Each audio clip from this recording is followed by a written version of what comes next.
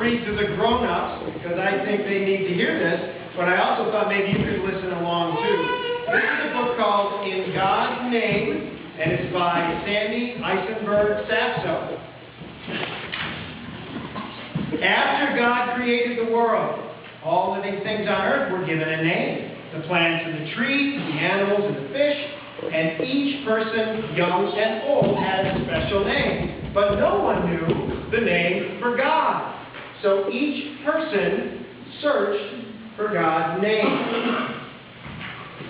The farmer whose skin was dark, and his skin was like the rich brown earth from which all things grew, called God source of life.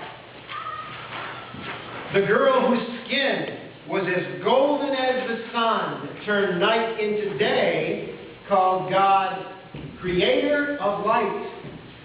The man who tended the sheep in the valley, called God shepherd.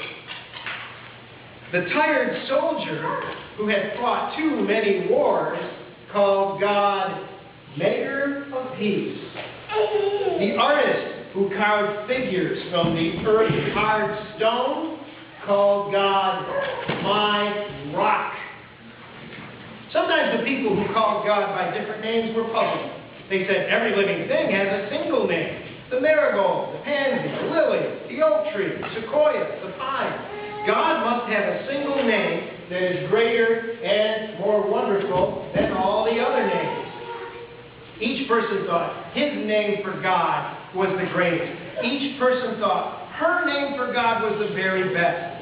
The farmer who called God source of life said, this is the true name for God. The girl who called God creator of life insisted, this is the most splendid name for God.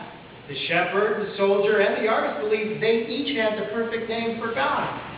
But no one listened, least of all God. And so each person kept searching for God's name. The woman who cared for the sick called God healer. The slave who was freed from bondage called God redeemer. The grandfather whose hair was white with the years called God ancient one. The grandmother who was bent with age and sorrow called God comforter. The young woman who nursed her newborn son called God mother. The young man who held the hand of his baby daughter called God father. And the child who was lonely called God friend.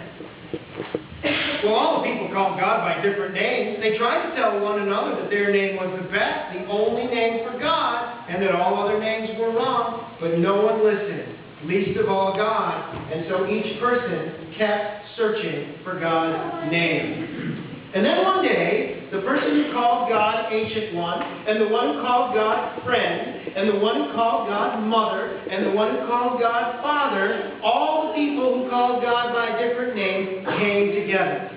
They knelt by a lake that was clear and quiet like a mirror, God's mirror.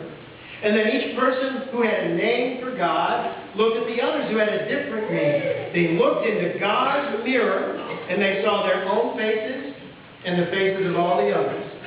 And they called out their names for God.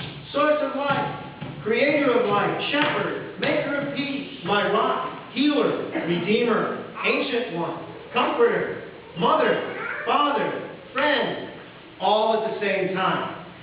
At that moment, the people knew that all the names of God were good, and no name was better than another. Then all at once their voices came together, and they called God one. Everyone listened. Most of all, God. You go back there.